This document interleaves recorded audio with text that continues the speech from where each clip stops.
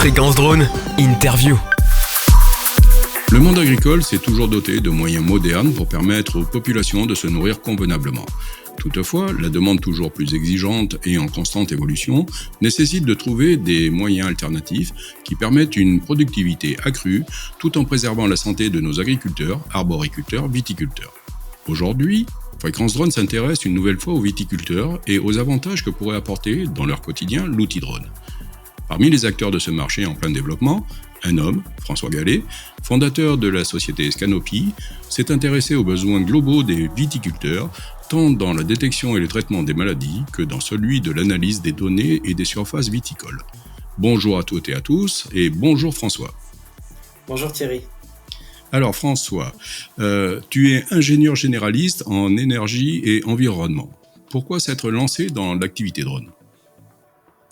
Alors, l'activité drone et la viticulture, c'est un petit peu à la croisée de mes savoir-faire et mes passions. Je suis passionné par le vin et l'innovation technologique. En 2015, avec mon ami d'enfance Pierre-Christophe Ménil, on a échangé avec des viticulteurs parce que lui s'était installé dans un village viticole à Quincy, dans le Val-de-Loire. Et c'était aussi le moment où les drones commençaient à devenir une technologie performante.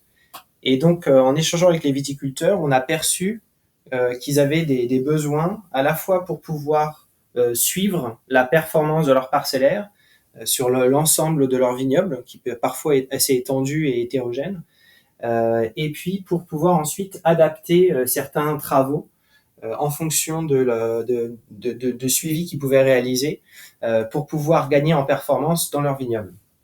Et donc, on a pour ça donc entrepris la construction d'un système pour les aider à développer des pratiques viticoles plus efficientes et plus durables. Alors justement, la viticulture a fait l'objet de quelques études pour étudier un drone comme moyen d'augmentation de la productivité. Quel est ton avis sur le sujet ? Je trouve que le drone est un outil qui permet rapidement de capturer l'information sur l'état d'un parcellaire viticole. En quelques minutes, on est capable de scanner 1 hectare de vigne.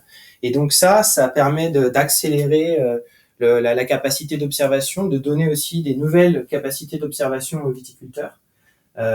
Et donc, à partir de cette observation, on peut ensuite analyser, diagnostiquer l'état des vignes, mesurer le niveau de croissance, identifier les foyers de maladie, estimer les besoins en eau, etc., la maturité.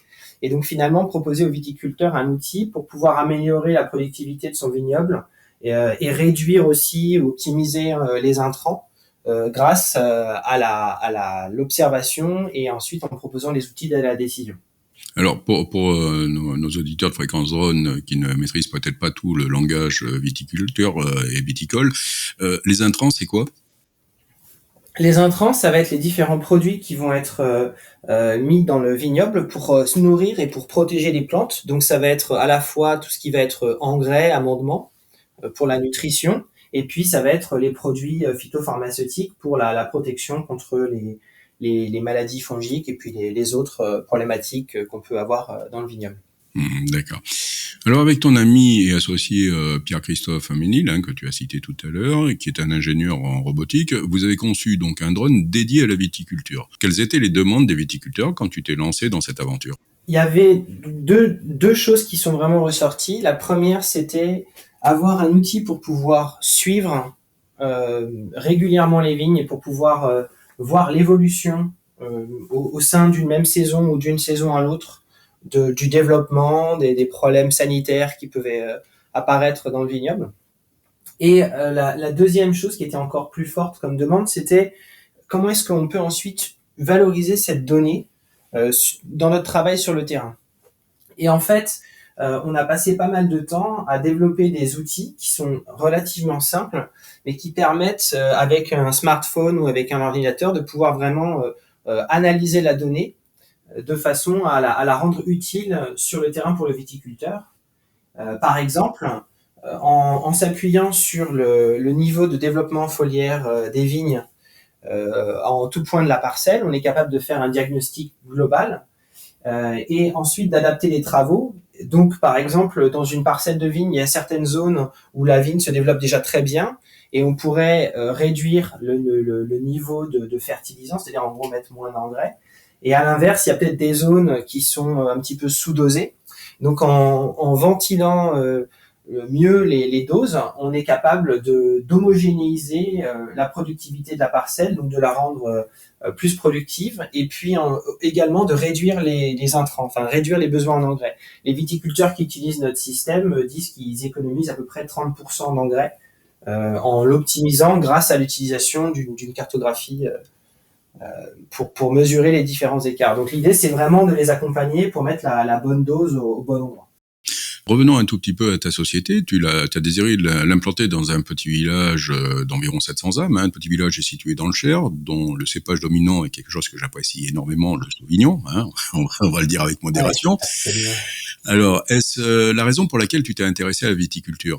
Oui, alors c'était complètement une opportunité. C'est-à-dire que mon associé Pierre-Christophe s'était installé à Quincy. Et donc, on avait une facilité à échanger avec les viticulteurs. Certains viticulteurs étaient devenus ses amis. Et donc, c'était pour nous une chance d'avoir accès à ces viticulteurs qui ont été très curieux de ce qu'on pouvait proposer et qui nous ont beaucoup aidé à dessiner la première version du système, à nous donner leur feedback sur les fonctionnalités, les interfaces qu'on leur proposait pour manipuler les données. Et donc, il se trouve que aujourd'hui, en fait, avec la technologie, voilà, une fois qu'on a la fibre, avec Quincy, on a la chance d'avoir la fibre. En fait, on a tout ce qu'il nous faut pour travailler, et plus on est proche de ces clients, meilleure est notre capacité de designer des outils qui vont être vraiment performants pour eux, adaptés à leurs besoins. Donc, fonder cette société dans un village de 700 habitants, c'est bénéficier d'une super qualité de vie parce que on est dans un cadre qui est vraiment fantastique à Quincy, et c'est aussi être au plus proche de nos partenaires et de nos clients. Donc pour moi, c'était la solution la plus adaptée à notre projet. Écoute, sincèrement, c'est pas moi qui vais te contredire, parce que moi qui vis aussi dans un tout petit village qui fait encore moins que 700 âmes, je peux te garantir que la qualité de vie, elle est là. Alors, tu as décidé de créer un drone, le Daisy, je crois. Quelles ont été les éventuelles difficultés que tu as rencontrées dans le développement de ce drone ? Alors ça, c'est vraiment une question... je pense qu'on ne va pas être les seuls à avoir eu ce genre de difficultés quand on a démarré, mais en fait, quand on s'est lancé en 2015, les technologies drones n'étaient pas du tout ce qu'elles sont aujourd'hui. Ça a quand même évolué très rapidement. Et donc, quand on a développé la première version de notre drone, on était sur des contrôleurs de vol qui étaient pas aussi performants que ceux qu'on peut avoir aujourd'hui, avec moins d'assistance, etc., pour pouvoir gérer toutes les problématiques qu'on peut avoir en vol. On avait la filière d'approvisionnement de tout ce qui était pièces détachées, etc., était aussi pas la même.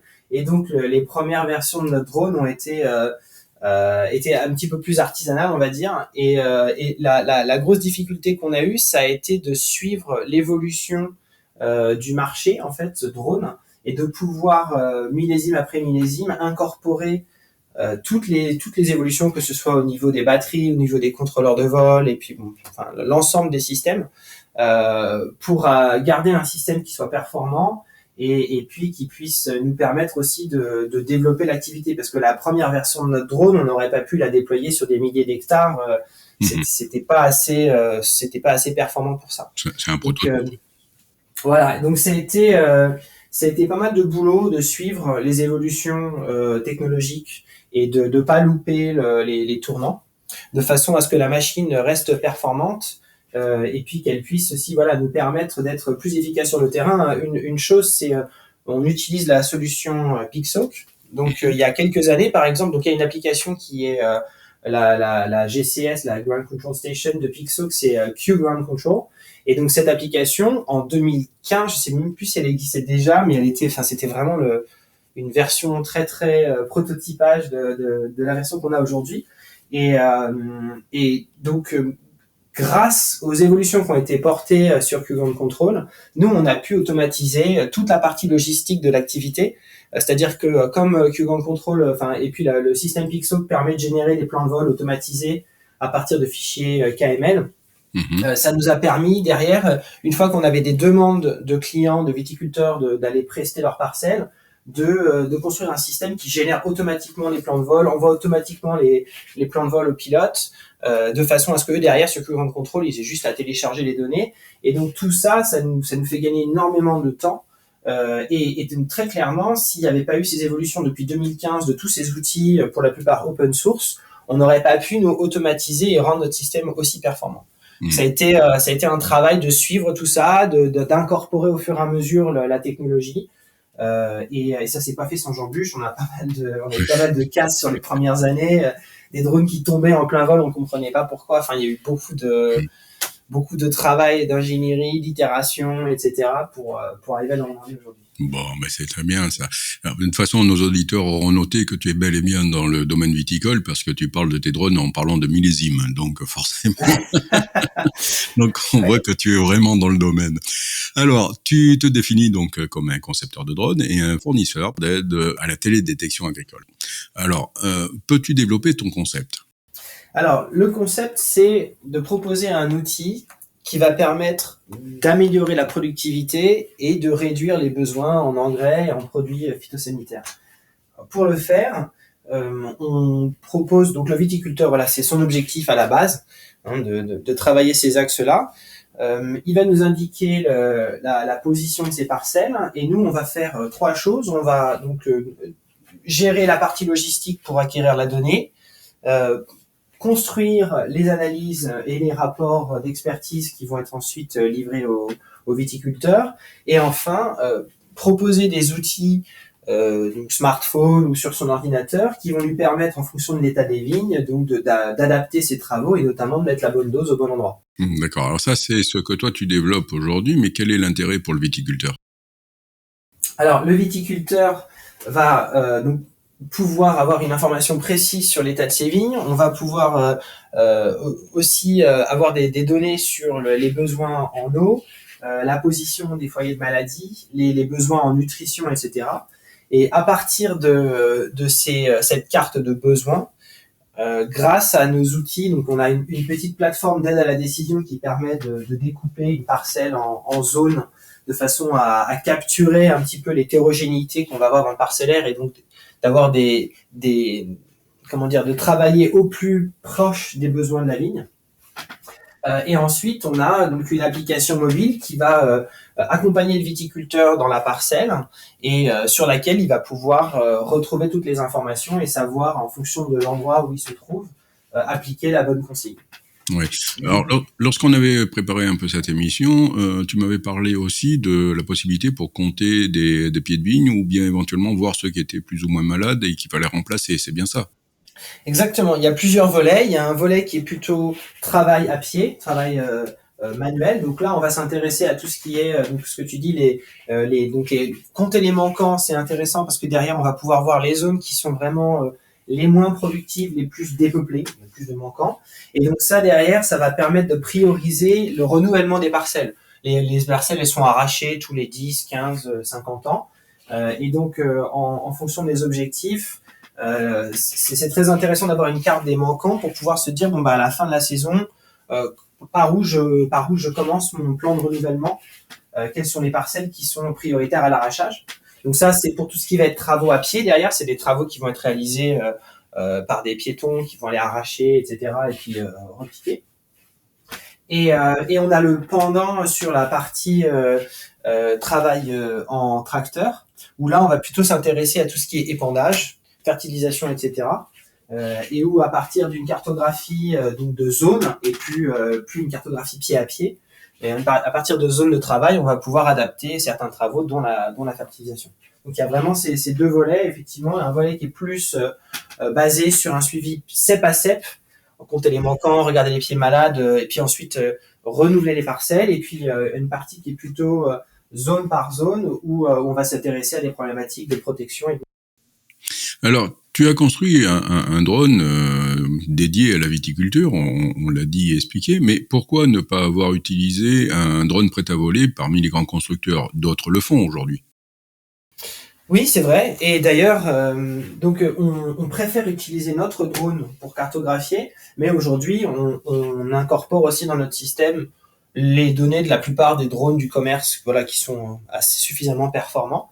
La raison pour laquelle on a construit notre drone, c'est parce que ça nous permet d'avoir deux choses. Une très haute résolution. On a un capteur qui nous permet d'avoir une résolution de l'ordre du centimètre par pixel en volant à 50 mètres d'altitude. Donc c'est un capteur qui nous donne satisfaction dans le contexte de notre travail de la vigne. Et aussi, on a aussi le RTK sur le drone, donc on a une précision centimétrique des relevés qu'on réalise.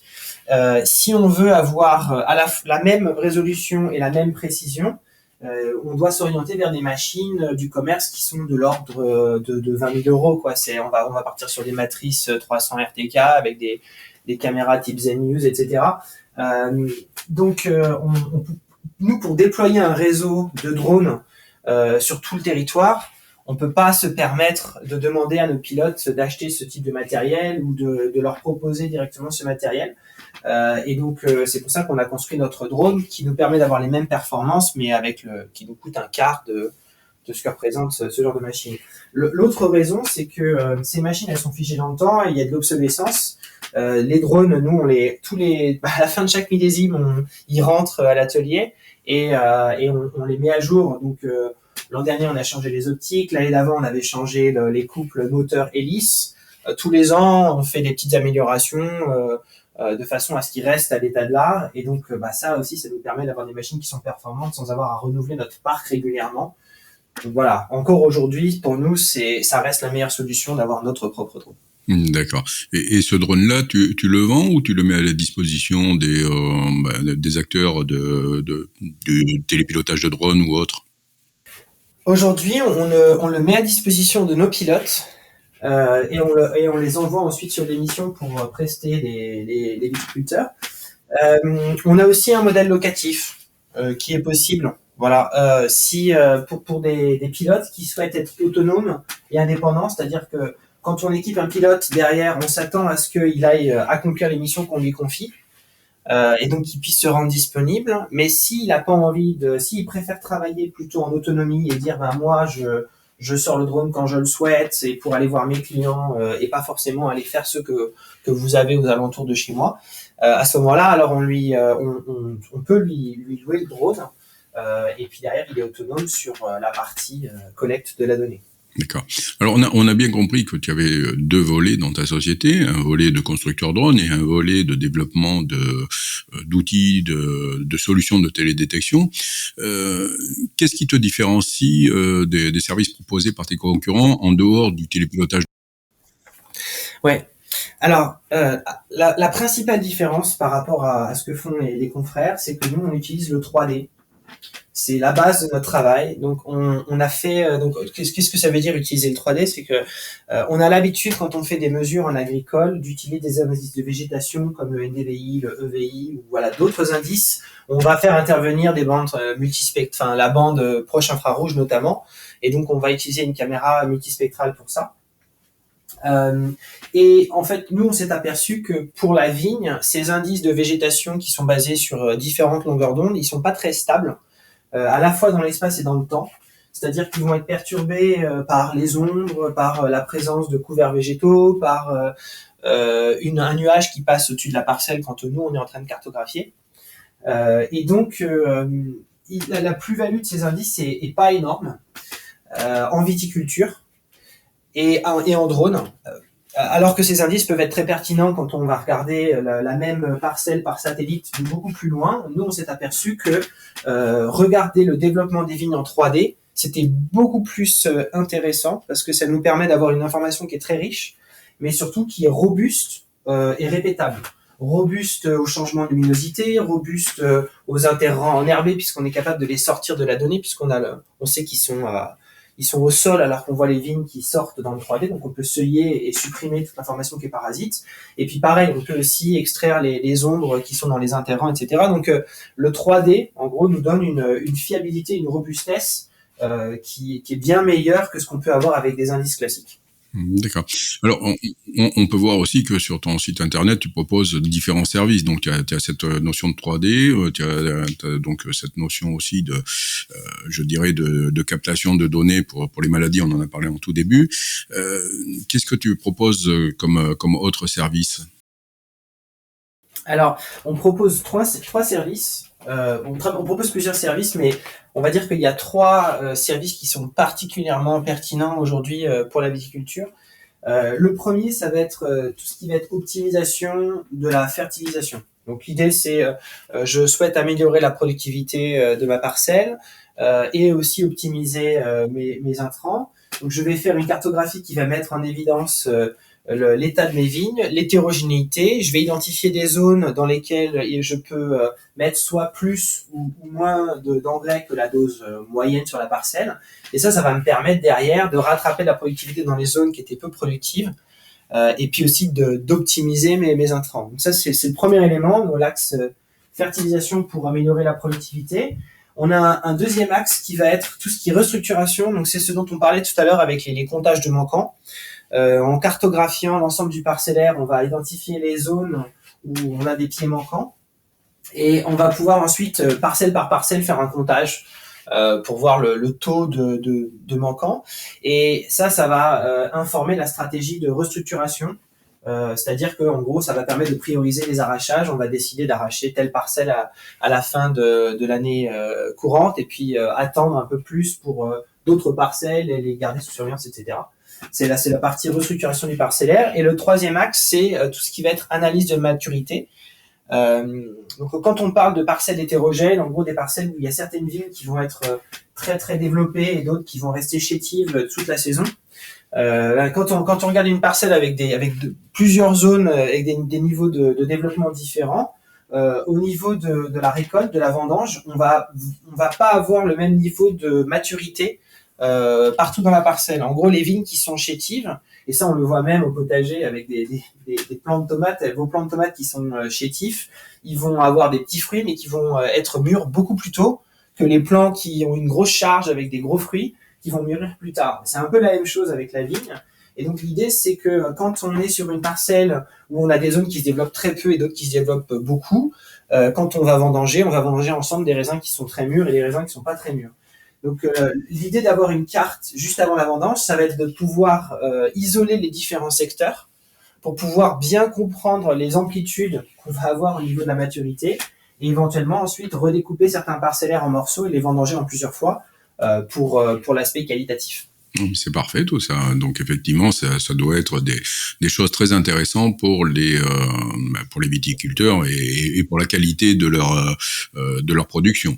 Alors Scanopy, on a vu, tu as commencé à développer ça en 2015.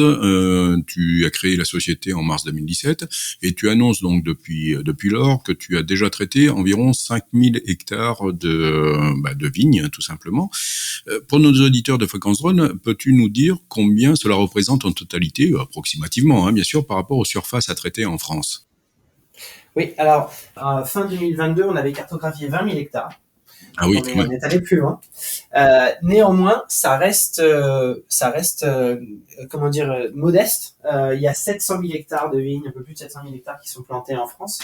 Donc, on est au début de l'aventure, on va dire. Il y a encore de la marge. Exactement. Voilà, donc c'est une goutte d'eau à l'échelon national.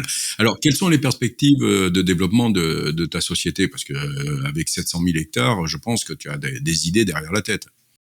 Oui, absolument. Alors aujourd'hui, on travaille particulièrement sur des zones où les parcellaires sont larges, c'est-à-dire la moyenne d'un vignoble en France, c'est à peu près 10 hectares par viticulteur. Mais en fait, on a vraiment des grosses... il y a beaucoup de viticulteurs qui ont 50, entre 50 et 100 hectares. Et puis aussi beaucoup de viticulteurs qui sont par exemple, qui sont affiliés à des caves coopératives et qui vont peut-être avoir 1 ou 2 hectares de vignes. Typiquement, aujourd'hui, ceux qui sont venus vers nous sont ceux qui ont les plus grands vignobles, aussi parce que ils ont, c'est plus on a un vignoble qui est étendu, plus ça devient compliqué de le suivre dans la finesse, dans le détail. Donc avoir des cartographies, ça permet de mieux pouvoir faire ce suivi. Et aujourd'hui, notre objectif, c'est d'aller intéresser non pas juste ceux qui sont les plus grands vignobles, mais vraiment d'aller intéresser tout type de viticulteurs. Et je pense que pour ce faire, on a intérêt à poursuivre le développement de nos outils pour utiliser la donnée, parce que les systèmes qu'on a développés, ce sont des systèmes qui sont relativement avancés, perfectionnés, avec pas mal de fonctionnalités. Et on s'est aperçu que pour intéresser des viticulteurs qui avaient des parcellaires un peu plus petits, il fallait qu'on ait des solutions qui soient aussi très simples, ultra faciles à mettre en œuvre, ultra rapides à mettre en œuvre. Donc ça, c'est le travail qu'on fait aujourd'hui. On est en train de développer une autre gamme de solutions qui permet de faciliter tous les travaux dont on a parlé, enfin toutes les tâches qu'on a parlé, pour particulièrement les petites exploitations. D'accord. Alors, quel conseil donnerais-tu à une personne qui souhaiterait se lancer dans les activités drone? Tu proposes, toi, si j'ai bien compris, en quelque sorte, un réseau aussi de personnes qui pourraient travailler avec toi ou pour toi. Je ne sais pas comment tu définis la chose. Alors, je trouve que pour moi, le marché du drone, il est en constante évolution. Il n'est pas du tout figé, et je pense qu'on n'a pas du tout fait le tour de toutes les applications professionnelles qu'on peut avoir de cette technologie. Donc, depuis qu'on s'est lancé en vigne, on nous a beaucoup sollicité en nous disant mais est-ce que ça pourrait marcher sur d'autres cultures, est-ce que ça pourrait marcher dans tel autre cadre, etc. Et c'est pas évident, je trouve, de rester concentré sur l'idée initiale, parce que on est quand même pas mal sollicité sur d'autres sujets un peu connexes. Donc un conseil que je donnerais à quelqu'un qui cherche à se lancer, c'est de bien étudier son marché et de faire attention à toutes les bonnes idées qui peuvent être proposées, parce que ça peut être des diversions. Et en fait, ça peut être des bonnes idées pour un petit panel de clients, mais est-ce que c'est vraiment scalable? Est-ce qu'il y aura vraiment un marché? Est-ce qu'on peut vraiment vivre de ça? C'est vraiment pas évident. Donc, je pense qu'il faut faire attention, comme c'est quelque chose qui est nouveau comme outil. Il y a tout un tas de débouchés possibles, mais il y en a certains qui sont pas forcément pertinents. Et donc, il faut aussi user de pragmatisme et avoir la tête froide, bien étudier son marché, bien quantifier son marché avant de se lancer, parce que sinon on risque d'être déçu et de se planter. Eh bien, c'est un très très bon conseil que tu donnes là, parce qu'effectivement, bien souvent, quand on démarre une activité, on a tendance à écouter toutes les bonnes idées qui pourraient germer et à se diversifier trop rapidement, ce qui fait que effectivement, malheureusement, on finit droit dans le mur, parce que à courir plusieurs lièvres à la fois, on finit par ne jamais manger. Alors, nous arrivons malheureusement à la fin de cette émission. On a généralement une demi-heure avec nos invités. Est-ce que tu souhaites rajouter ou t'exprimer sur un sujet auprès de nos éditeurs de Fréquence Drone? Je voulais juste dire que donc Scanopi, on est en fort développement en ce moment. On cherche à renforcer notre réseau, et donc on est ravis d'échanger avec des pilotes qui souhaiteraient rejoindre notre réseau de pilotes. Et puis donc si vous êtes viticulteur et que vous écoutez également cette émission, n'hésitez pas à venir nous voir également pour voir dans quelle mesure ce qu'on peut proposer, ça peut être pertinent par rapport à la façon dont vous bossez, évidemment. Mais c'est une évidence que les viticulteurs écoutent Fréquence Drone, c'est une évidence. J'espère que ce type de technologie va continuer à leur permettre d'avancer dans leur pratique. Il y a quand même pas mal de challenges là qui sont assez forts, qui arrivent sur la filière. Il y a le changement climatique, la transition écologique. Donc nous, on est au service de la filière. On est là pour construire des outils qui sont utiles aux viticulteurs. Et donc voilà, on espère que ça va continuer à se développer et qu'ils vont continuer à pouvoir améliorer la performance de leurs vignes et leur productivité grâce aux solutions qu'on peut développer. Eh bien, un très grand merci François, merci à toutes et à tous pour écouter nos émissions régulièrement. Rendez-vous lors d'une prochaine interview. À très vite. Merci François. Merci Thierry. Une interview réalisée par Thierry Mort pour Fréquence Drone. Aéropixie, en 3 mots, c'est... Ah bah non, impossible, ils sont beaucoup trop forts. Aéropixie, c'est une équipe, un savoir-faire, une compétence reconnue dans l'analyse, l'expertise et la rédaction des documents relatifs à la réglementation drone. Une seule adresse, et c'est toujours la même, aeropixie.com. aeropyxis.com. Aéropixie.